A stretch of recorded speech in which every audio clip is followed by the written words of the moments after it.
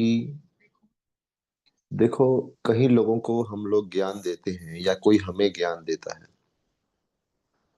तो कभी कभी बहुत ज्ञान सुनने के बाद भी वो ज्ञान हमारे मन में, हमारे हृदय में बैठता नहीं है, in spite of trying for long या हियरिंग फॉर लॉन्ग। तो ऐसा क्या कारण है?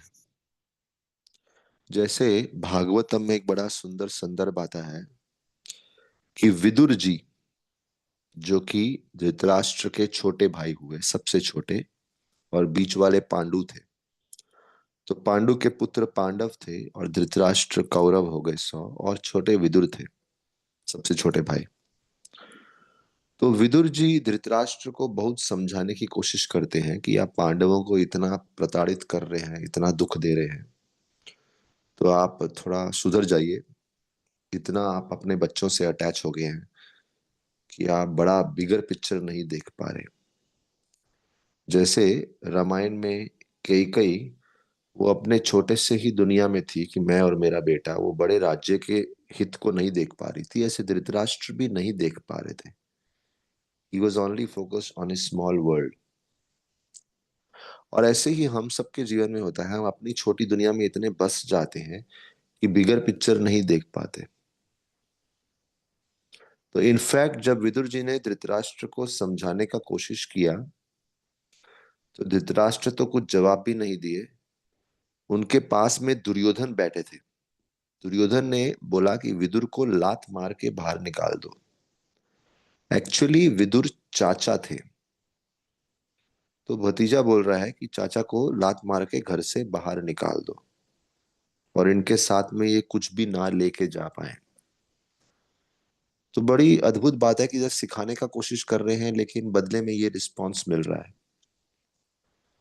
तो दुर्योधन ने तो ऐसा रिस्पॉन्स दिया, लेकिन विदुर ने कैसा रिस्पॉन्स दिया? विदुर वहां से चले गए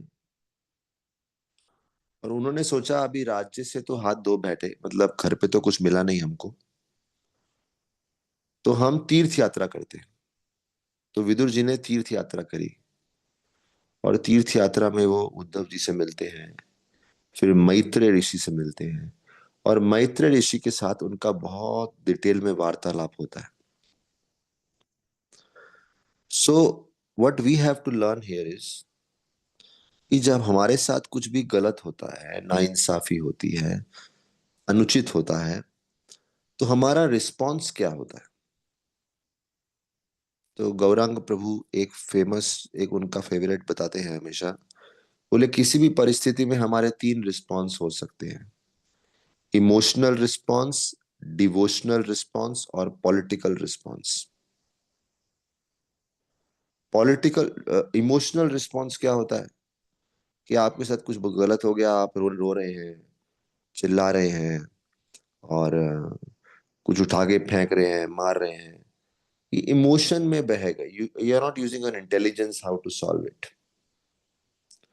पॉलिटिकल रिस्पॉन्स क्या होता है कि हम जगह जगह जाके उसकी निंदा करने लगते हैं, कुछ षड्यंत्र रचाते हैं।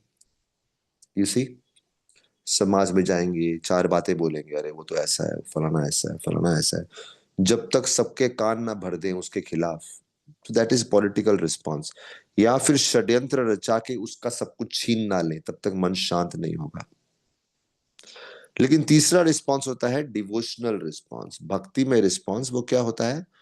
जो भगवान के दिए हुए इंस्ट्रक्शंस के अनुसार, उसमें कहीं बताई जाती है।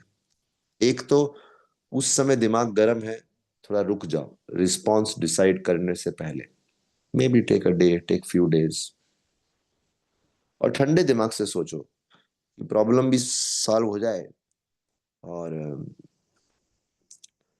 You do not fall in the trap of emotion and political thing, खुद को हार्म करना या दूसरे को हार्म करना, that is emotional and political. तो धृतराष्ट्र ने तो क्या किया, उसने सुना ही नहीं, वो बस वो इमोशन में चले जाता था। उसका इमोशन क्या था कि अरे मैं तो बेचारा अंधा हूं जन्म से। तो अपने आप को हमेशा बेचारा प्रूव करना कि मैं बेचारा, काम के बोझ का मारा। तो ऐसा कुछ अपने आप को बेचारा बेचारा बोलना। लेकिन दुर्योधन का रिस्पॉन्स क्या था? पॉलिटिकल था। विदुर को धक्के मार के निकाल दो, ये हमारा दुश्मन है, ये इनसिक्योर है, इसको जलन हो रही है। और ऐसे ही देखो, रावण के समय विभीषण को निकाला गया था बाहर। और विदुर रिप्रेजेंट डिवोशनल रिस्पॉन्स। जब उसने देखा कि परिस्थिति हाथ से बाहर चली गई है, I tried my best. See, devotional response हमेशा ये नहीं होता कि तीर्थ यात्रा पे चले जाओ, लेकिन जब आपने सब ट्राई कर लिया, nothing worked, then take shelter of prayer. तो विदुर जी ने सब ट्राई कर लिया था कि धृतराष्ट्र को सुधारो, दुर्योधन को सुधारो, नहीं कर पाए।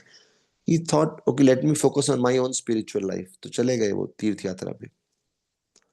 तो मैत्र ऋषि से अच्छे से चर्चा किया, तो he used his time to discuss with great souls. इसीलिए जब वो वापिस आते हैं पूरा तीर्थ यात्रा करने के बाद, तो ये क्वेश्चन आता है भागवतम में कि विदुर जी और मैत्रेय ने क्या डिस्कस किया, क्योंकि दोनों इतने उच्च कोटि के लोग हैं, उनके बीच में क्या डिस्कशन हुआ। We want to know that. So therefore that topic is very important. आजकल हमारा भागवतम क्लास में ये चल रहा है।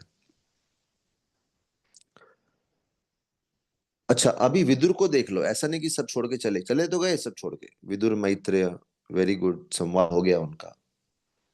फिर संवाद जब चल रहा था, उसके बाद संवाद सुनने के बाद देन विदुर जी डिसाइड्स कि मुझे भी जाके अब धृतराष्ट्र को समझाना चाहिए, क्योंकि कुरुक्षेत्र का युद्ध तो समाप्त हो गया है, कौरव सारे मृत्यु हो गई उनकी।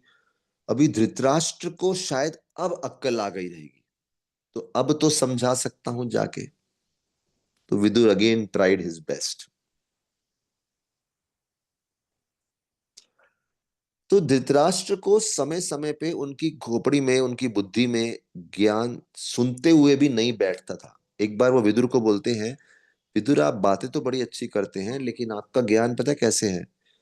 जैसे बिजली चमकती है ना जब, तो वो एक जगह पे आकाश में नहीं ठहरती है, कभी इधर कभी उधर कभी उधर। बोले आपका ज्ञान मेरी बुद्धि में ठहरता नहीं है। सुन तो मैं रहा हूं, मुझे मालूम है अच्छी बातें बोल रहे हैं आप, लेकिन मैं उस पे पालन नहीं कर सकता। सो माई बुद्धि has become like an unchaste lightning. Lightning को, बिजली को अनचेस्ट बोला गया कि वो एक जगह ठहरती नहीं है, कभी इस बादल में, कभी उस बादल में, कभी उस बादल में। So that chastity is not there, पवित्रता नहीं। तो पहला कारण अक्सर ये होता है कि हम लोग ज्ञान को अपना क्यों नहीं सकते, बिकॉज हमारा हमने कभी अ, अच्छा संग नहीं किया, हम बुरा संग लगातार लेते जा रहे हैं।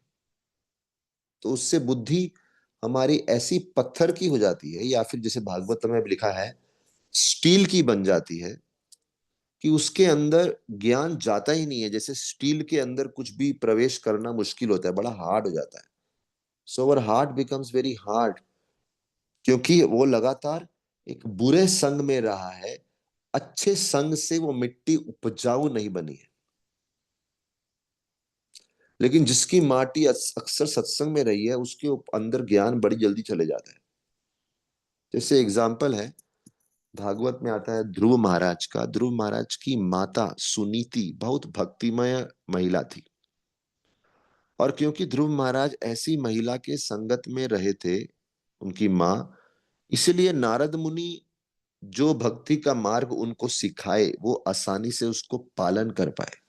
नारद मुनि ने बोला नाम जप करो, विग्रह की सेवा करो, बड़ी आसानी से, क्योंकि उनकी बुद्धि पत्थर की या लोहे की नहीं बन गई थी because of bad association, but he was blessed by Suniti, जिस सत्संग से मिट्टी उपजाऊ हो गई थी। सो ये बेनिफिट होता है सत्संग का। तो अगर हम सत्संग में जाते रहते हैं, तो कभी कठिन समय होता है और हमें कोई इंस्ट्रक्शन देता है, वो इंस्ट्रक्शन हम पकड़ लेते हैं सडनली, क्योंकि हमारा बुद्धि उपजाऊ है, तो वो बीज बैठ जाता है। तो धृतराष्ट्र की संगत वो सही नहीं होने के कारण। सेकंड थिंग, अच्छा धृतराष्ट्र का ही नहीं, अगर आप देखो कर्ण का संगत बुरा था। Karna could have been a very nice person, but Duryodhan का संगत आ गया ना। अदरवाइज अगर आप देखो, सूर्यदेव और कुंती का पुत्र है, तो दोनों बड़े कमाल के लोग हैं, स्पेशल हैं। इसलिए भगवान कृष्ण महाभारत में लिखते हैं, बताते हैं, बोले दो वृक्ष हैं, एक धर्म का वृक्ष है, एक अधर्म का वृक्ष है। बोले धर्म का वृक्ष कौन है? युधिष्ठिर। और अधर्म का वृक्ष कौन है? युधिष्ठिर, सॉरी, दुर्योधन। और बोले जो धर्म का वृक्ष है युधिष्ठिर, उसका मेन जो ट्रंक है वो अर्जुन है, उसकी मेन शाखा भीमसेन है, और उसके फल इत्यादि जो है वो नकुल और सहदेव है।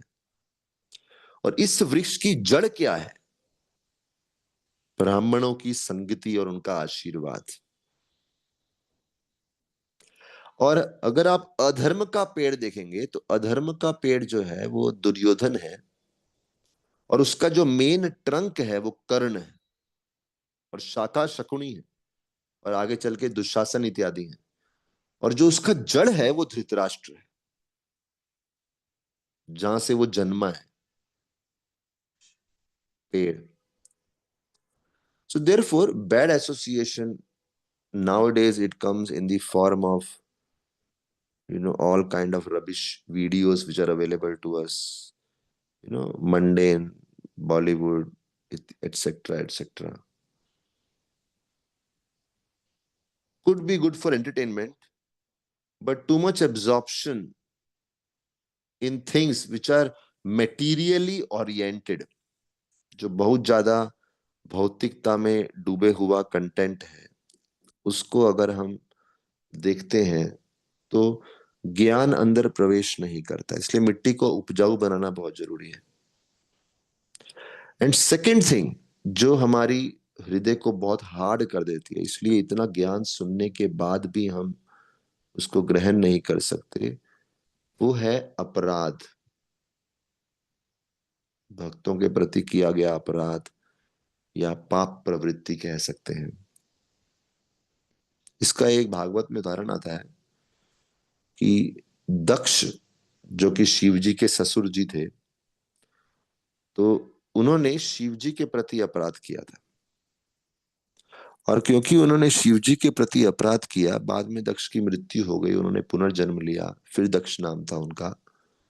उस समय उनकी सामने नारद मुनि से होता है। नारद मुनि उनको ज्ञान देने की कोशिश करते हैं, लेकिन दक्ष को, जब शिव जी को प्रति अपराध किया, दक्ष को दंड दंड मिल गया, दक्ष को बकरे का सर लगा दिया, वो लंबी कथा है। दक्ष को दंड दिया अच्छा खासा।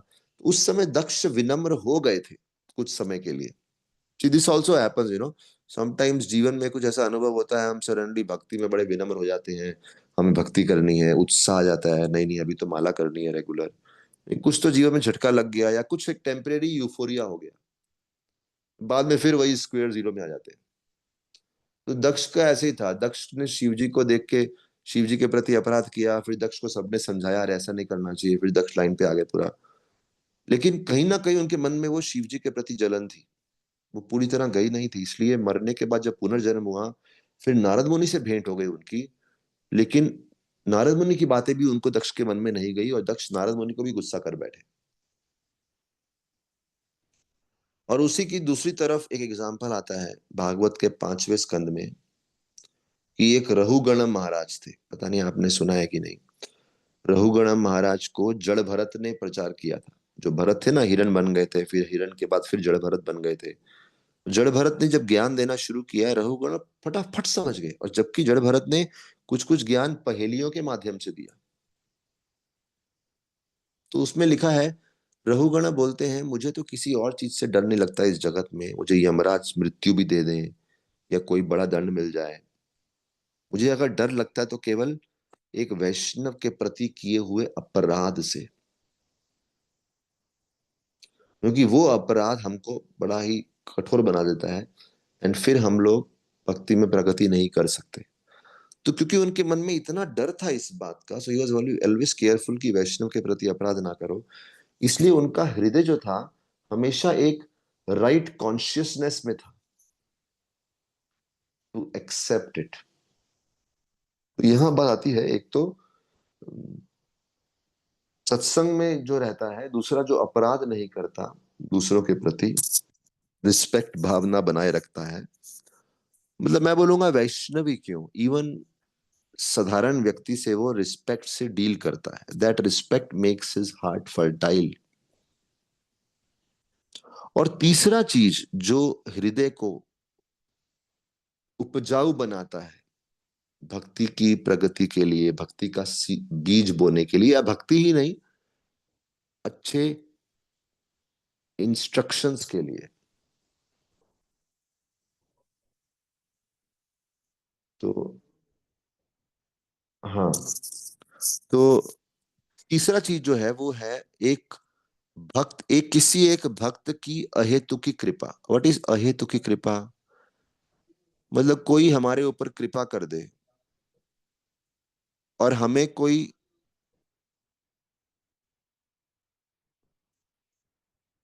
एक सेकेंड, कोई तो गेट पे है जरा।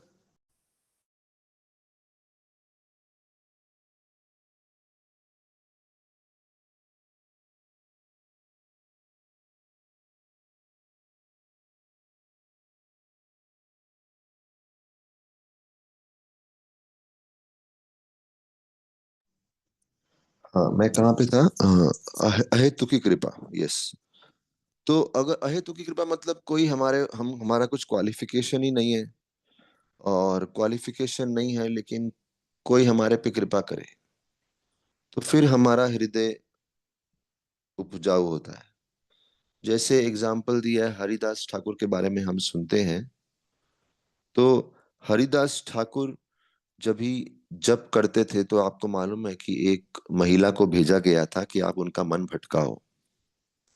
तो वो महिला आई थी और वो 3 दिन ट्राई करती रही उनका मन भटकाने का, लेकिन भटका ही नहीं, उल्टा वो महिला ही भक्त बन गई। तो हरिदास ठाकुर बोलते हैं अभी तुम इस गुफा में रहो और तुलसी की सेवा करो, नाम जप करो, मैं जा रहा हूं यहाँ से। और हरिदास ठाकुर बोलते हैं मैं तो 3 दिन पहले ही चला गया होता।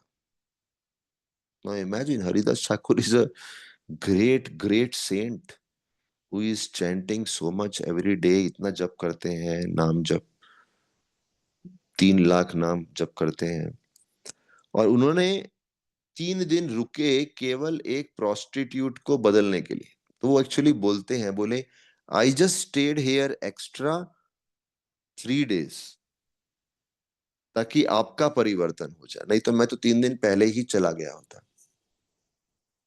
सो दिस इज इंटरेस्टिंग कि ऐसा नहीं कि उनको मालूम नहीं था, बोले मुझे मालूम था कि तुम्हें फलाने व्यक्ति ने भेजा है मेरा मन भटकाने के लिए।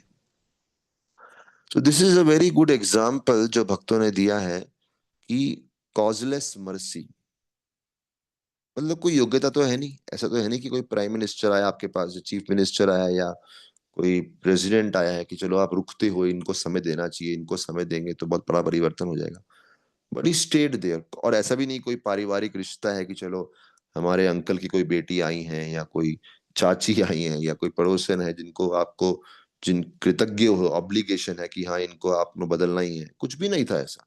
But he just stayed back, he thought let me transform this lady, and she got transform. तो ये सब उदाहरण है, ये 3 उदाहरण विशेष रूप से। और जब हृदय तैयार हो जाता है सही तरीके से सुनने के लिए, तो उसका प्रभाव क्या होता है? अभी इसका 2 कंट्रास्ट देखते हैं हम। एक तरफ अर्जुन है, एक तरफ धृतराष्ट्र है।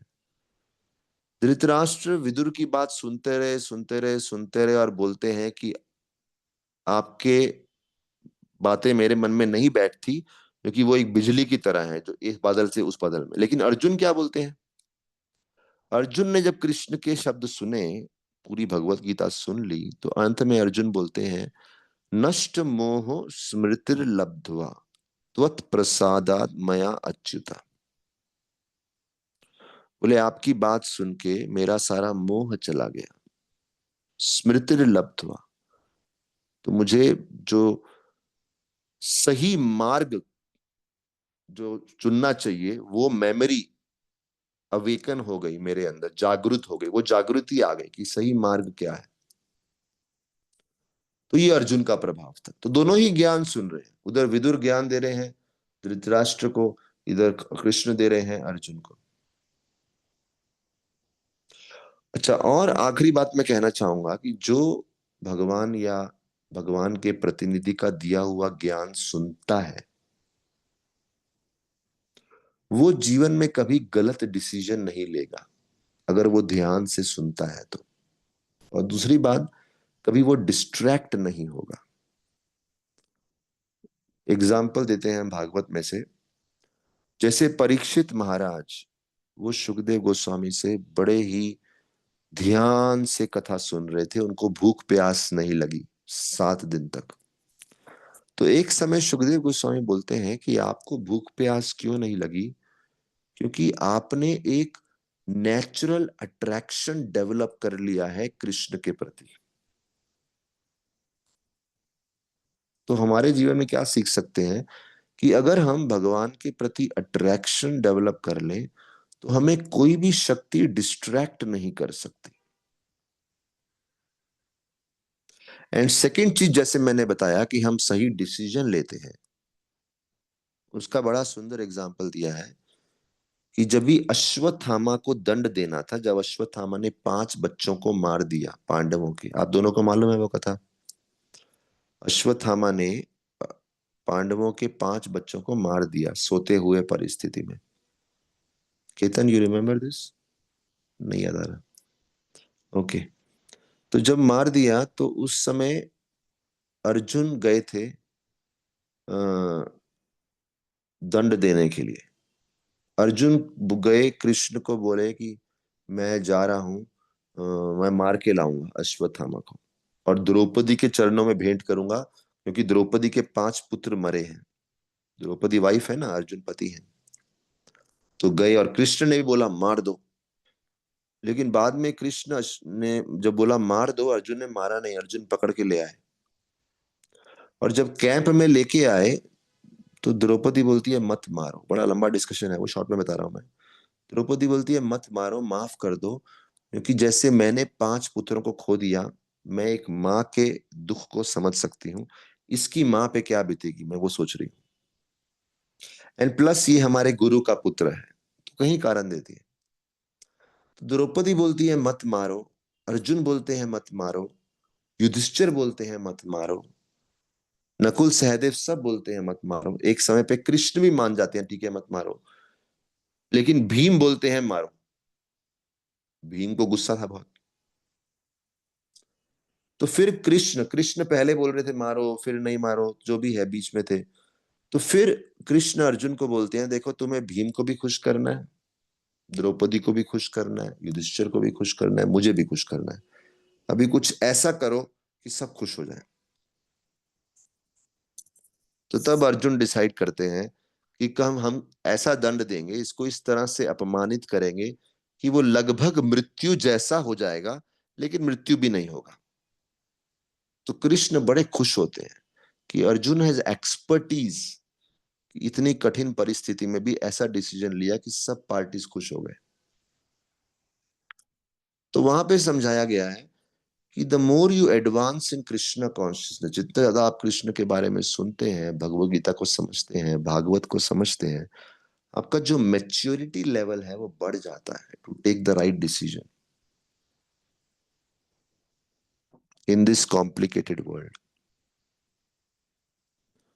तो ये अच्छे से अगर सुना जाए, अच्छे संदेश को, अच्छे आदेशों को, तो व्यक्ति राइट डिसीजन ले सकता है।